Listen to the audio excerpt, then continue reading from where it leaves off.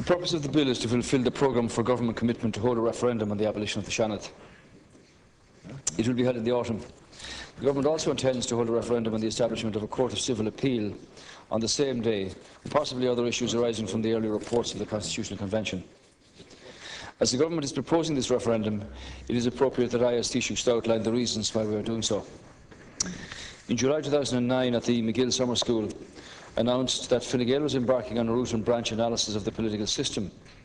As part of that analysis, we looked in detail at the role of the Seanad and came to the clear conclusion that reforming it was not realistic or achievable. The key difficulty with all of the proposals for reform is that they take the existence of the Seanad, with its widely acknowledged flaws, as a given. It would either remain an unrepresentative elitist composition or a directly elected entity that would seek to duplicate the Dáil. Instead, the correct approach is to start by asking whether we need a second house at all. I do not believe that we do. For 75 years, political insiders have discussed and debated Seanad reform. 10 reports on reform of the second house have been published since it was established in 1938. Yet not a single one has been implemented. Many of whom ignored the Seanad and Dáil reform when in power have argued vigorously against the holding of a referendum. Yet it is the Constitution that declares that the people are sovereign. What could be more appropriate or more democratic than asking the people to decide on the future of the Seanad following 75 years of inaction by the political establishment? The proposed abolition of the Seanad is part of this government's comprehensive programme of political reform, a programme that will establish a new politics in our republic, one that is more accountable, more democratic and more responsive. It is time to create a new political system that will put people's faith and hope back into Irish politics. This government's proposals to modernise the political system, with major reform of the Dáil and abolition of the Seanad, the most radical reform of local government in 100 years, and the establishment of a constitutional convention to review the country's supreme law, represent the biggest package of political reform since the passing of the Constitution in 1937.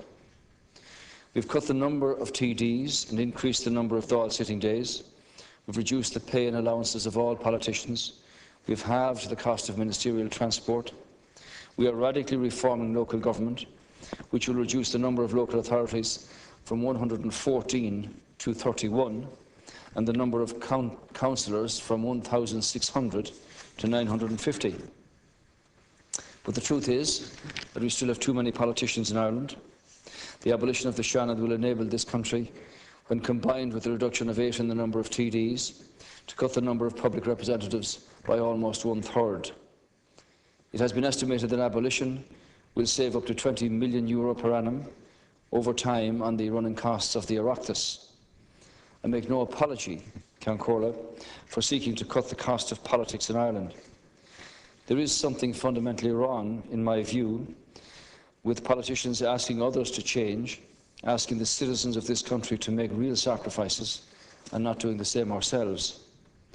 The reason Ireland has significantly more politicians than other small countries is very simple. We have a second house. 5 European countries have approximately the same population as Ireland, between 4 to 6 million. These are Denmark, Finland, Norway, Croatia and Slovakia. None of them has a Senate. But no government should or would seek to abolish a House of Parliament simply to reduce the number of politicians. We are in favour of abolition because the Seanad has not worked.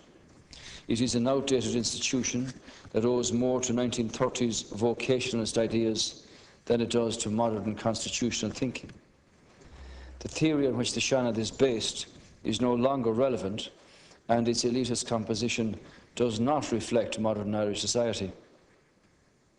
Parliamentary democracy has moved on around the world. Maintaining a House of Parliament in which 43 members are elected by a tiny electorate, 6 elected by an incomplete third-level electorate, and 11 nominated by the Taoiseach of the day is simply not defensible. The following critique of the Seanad summarises the case for its abolition very well in my view. And I quote, "Much of the rationale for the inclusion of the Seanad in Bunreacht and Éireann has ceased to be relevant over time. Serious questions must be asked about the continued role of an entity which is still struggling to justify its existence after 3/4 of a century. It is important to note that second chambers are not an essential part of parliamentary democracy. If these words sound familiar to members in the House, then they should. This damning critique of the Seanad was contained in the manifesto for the 2011 general election in Fianna Fáil's programme. Supporters of Seanad retention are deeply divided about what kind of reform Seanad they want. Some want it to be an elected second Dáil, others a house of experts, yet others some form of citizens' assembly. It is precisely this lack of consensus which means that reform has never happened or will ever happen. The experience of Canada suggests that the no reform option is the most likely outcome. There have been over 20 major proposals for constitutional Senate reform in Canada since the early 70s, and all have failed. The contention that a second house is crucial to democracy is simply untrue. All of the Scandinavian countries have abolished their second houses. These countries have some of the most accountable and the most effective political systems in the world. Other small successful countries such as New Zealand have shown that it is perfectly possible to establish checks and balances within a single-chamber unicameral parliament. Most of the new nations in Central and Eastern Europe have also decided that they do not need a Senate. If a second house is so central to democracy, as some would maintain, why have so many of the emerging democracies decided to do without one? In a strong, long-established parliamentary democracy like ours, a second chamber is even less of a requirement. The correct approach is to start by asking whether we need a second house. The government believe that a second chamber is no more necessary here in Ireland than it is in other small unitary states. We believe that a reformed Dáil can give this country a fit-for-purpose parliament, one which fully meets the needs of a 21st century democracy. As I've said, we have started the process of real Dáil reform. Much more is obviously needed. The government believes that in tandem with the abolition of the Seanad, further change is required to strengthen the role of the Dáil. First, we will reform the way the Dáil deals with legislation. Legislation will first be submitted to the relevant Dáil committee in heads of bill format. This means that suggestions for change in legislation can be considered and that any key flaws identified before the full legislation is even published. To allow for extra consideration and scrutiny of legislation in the Dáil itself, a new schedule will increase the time allocated for legislation. I expect 4-day sittings will become the weekly norm. Each bill will be referred back to the committee that originally considered it for a final examination. And furthermore, the Minister will have to revert back to the relevant Dáil committee within 12 months after the enactment of a bill to review and discuss its functioning and its effectiveness. This new legislative process will ensure, therefore, that legislation is fully considered before, during and after it is enacted. We will empower committees to carry out investigations and inquiries into matters of major public importance. The legislation to give this effect has been recently published. Furthermore, we also propose to radically overhaul the committee system itself in the Dáil. 14 Dáil committees will be established. Each committee will have 12 members and will be able to invite external experts to provide specialist input into their particular work. The government has been impressed by how the expert panel has contributed to the work of the Constitutional Convention and will examine how a similar type of panel or panels could contribute to the work of Dáil committees. We also believe that the independence of committees should be strengthened. We will therefore introduce the D'Hondt system to distribute chairs of key committees on a proportional and equitable basis. If approved by the people, I and the government are convinced that we will create a better, more effective political system with greater accountability, better oversight and deeper scrutiny of legislation. Let me say a few words about the bill itself, Ceann Comhairle. The bill provides that Seanad Éireann will be abolished from midnight on the day immediately before that on which Dáil Éireann first meets after the next general election, and that from Abolition Day the Oireachtas will consist of the President and Dáil Éireann only. Articles 18 and 19 of the Constitution, which deal with the composition of the Seanad, elections and nominations to it, etc., will be deleted, and the bill provides that no general election to the Seanad will take place after the next dissolution of the Dáil. As a consequence of abolishing the Seanad, it will be necessary to amend or to delete all articles in the Constitution that either relate directly to the functions of the Seanad or are premised on the existence of that House. Many of these changes are purely technical. They will be made to articles that deal primarily with matters that are not directly related to the powers or to the functions of the Seanad. Other references in the Constitution do relate to the functions of the Seanad, and I'll say a few words about these. The function that may come first in people's minds is the Seanad's legislative role. As a consequence of abolishing the Seanad, the articles in the Constitution relating to the Oireachtas legislative process will have to be amended or, where appropriate, deleted. So Articles 20, 21, 23 and 24, which deal with the relationship between the Dáil and the Seanad with regard to the passage of legislation through the Houses, will be deleted, as they will no longer be needed in a unicameral Parliament. Briefly, Article 20 deals with the initiation of bills in either House and the Seanad's powers to amend bills, while Article 21 limits the Seanad's powers as regards money bills and the time within which it must consider money bills. Article 23 deals mainly with the time for the Seanad to consider other non-money bills, while Article 24 provides that where the Taoiseach certifies that in the Government's opinion a bill is immediately necessary to preserve public peace and security in an emergency, then the Seanad's time for considering the bill can be shortened by a resolution of the Dáil if the President so agrees. As well as relating to these articles, it will be necessary, as well as deleting those articles, it will be necessary to amend Article 22, which deals with money bills. Article 22 defines what a money bill is and provides a mechanism to resolve a dispute between the Dáil and the Seanad on whether a bill is actually a money bill. The Article 22 procedure relates only to whether or not a bill is a money bill. It is not concerned with the merits or otherwise of the bill. The reason it is proposed to retain and to amend this article is because under the Constitution, the President cannot refer a money bill to the Supreme Court to test its constitutionality. Nevertheless, in order to provide clarity on whether a bill is a money bill in the context of the possibility of a reference to the Supreme Court by any citizen, there is a need to retain an Article 22 procedure. The bill therefore proposes that the Count Comhairle's certificate that a bill is a money bill shall be final and shall be conclusive unless the Dáil resolves that it is not a money bill. The Article 22 mechanism has never been used.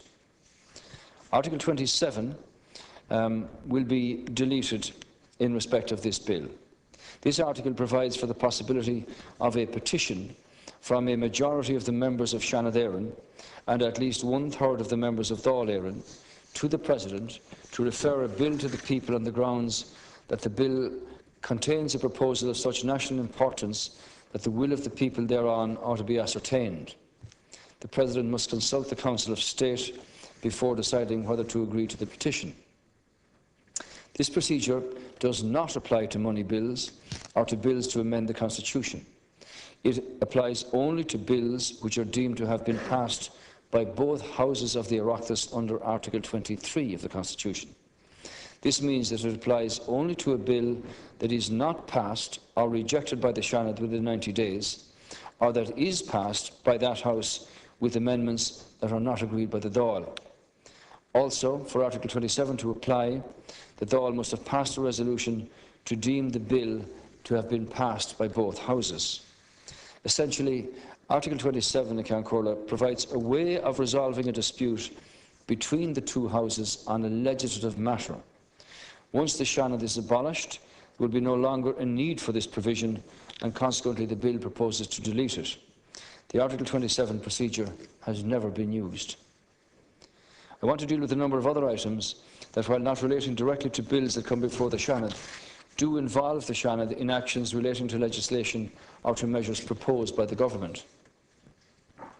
Article 28(3) provides immunity from challenge on constitutional grounds of any law other than one imposing the death penalty that is expressed to be for the purpose of securing the public safety and the preservation of the state in time of war or around rebellion. The article provides that the term time of war includes a time when there is an armed conflict in which the state is not a participant, but where each house of the Oireachtas has resolved that, arising out of the armed conflict, a national emergency exists affecting the vital interests of the state. The article also provides that the expression time of war or armed rebellion includes such time after the end of the war or the armed conflict or rebellion as may elapse until each of the houses of the Oireachtas has resolved that the national emergency has ended. The powers in this article for each house will, with the abolition of the Seanad, necessarily reside with the Dáil. Provisions under the Lisbon Treaty have an impact here. Article 29, 4, 7 and 8 relate to the exercise by the state of certain powers conferred on state under certain provisions of the Treaty of Lisbon. The state may exercise these powers only with the prior approval of both houses of the Oireachtas. This article concerns the exercise by the state of options in relation to enhanced cooperation, to Schengen, and the position of Ireland and the UK on freedom, security and justice matters. Article 29(4)(8) relates to the state proposing to agree to authorise the Council to act other than by unanimity, that is, to agree to authorise the adoption of the ordinary legislative procedure or to agree to certain decisions in the area of judicial cooperation in criminal matters. The abolition of the Seanad will mean that the power of approval will reside in the Dáil only. I think it's far more satisfactory that it will be for a democratically elected House to make approval decisions in this area.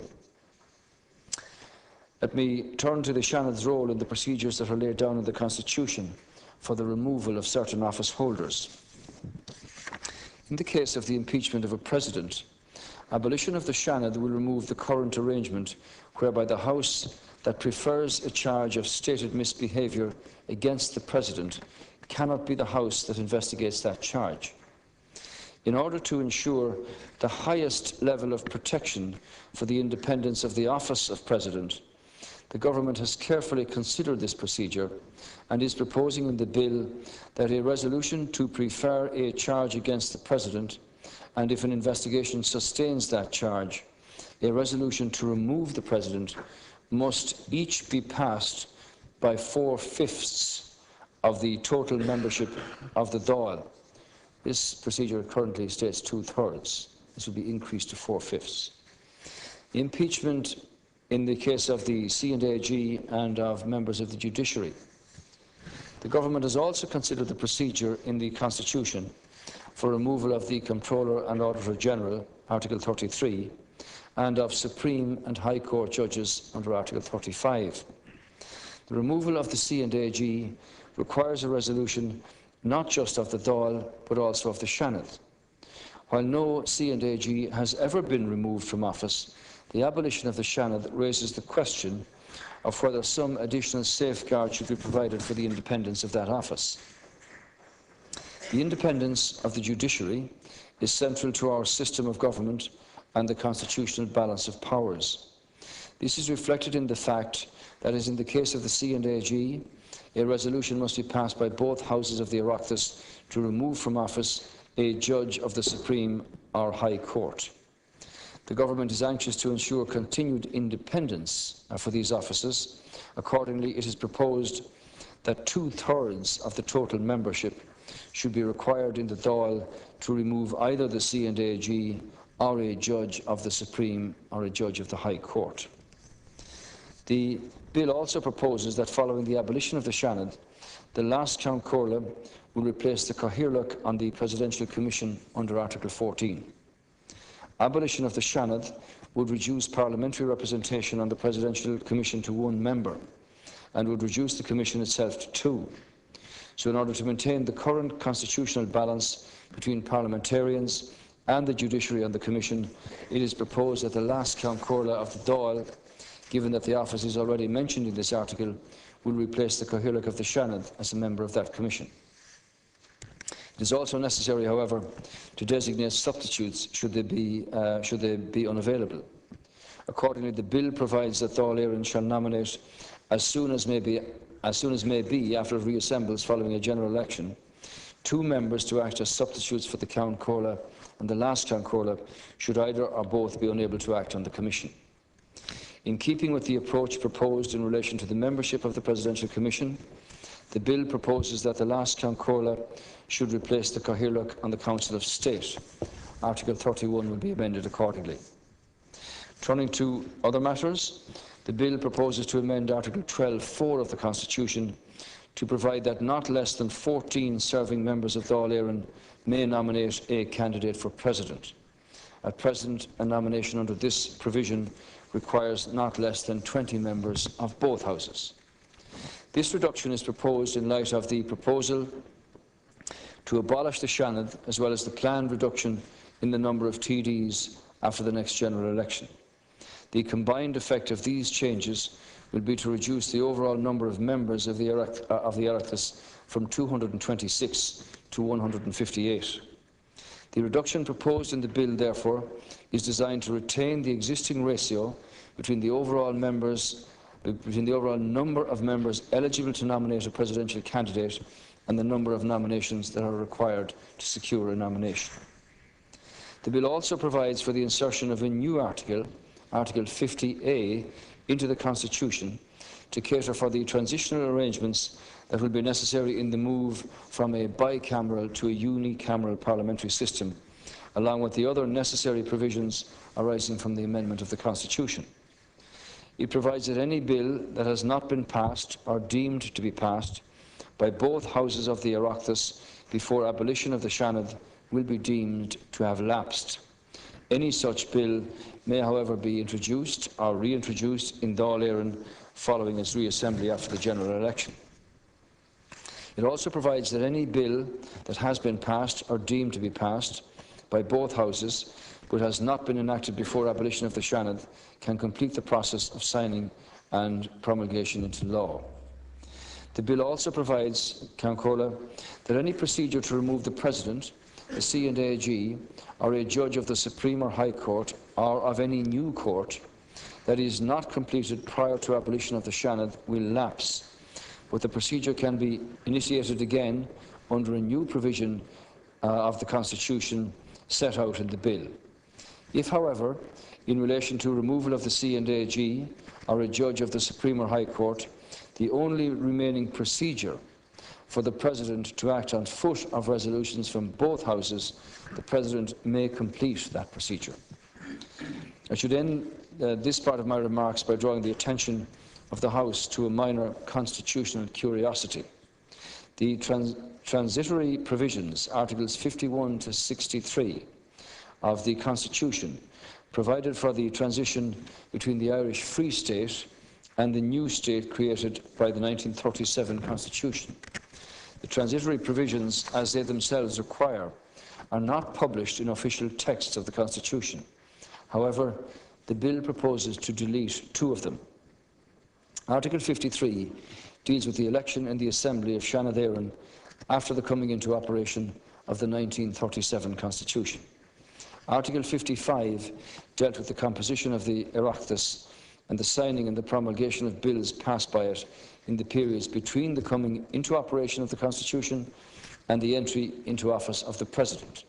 It provided for the signing of bills by the Presidential Commission during that period. As I have said, both articles will now be deleted. The Irish people, Ceann Comhairle, have demanded a new politics that was leaner, more responsive, more democratic, a politics that could truly meet the needs and the demands of 21st century Ireland. In putting forward this legislation, I recognise that it is the Irish people, who will have the final say on the future of Seanad Éireann and major political reform.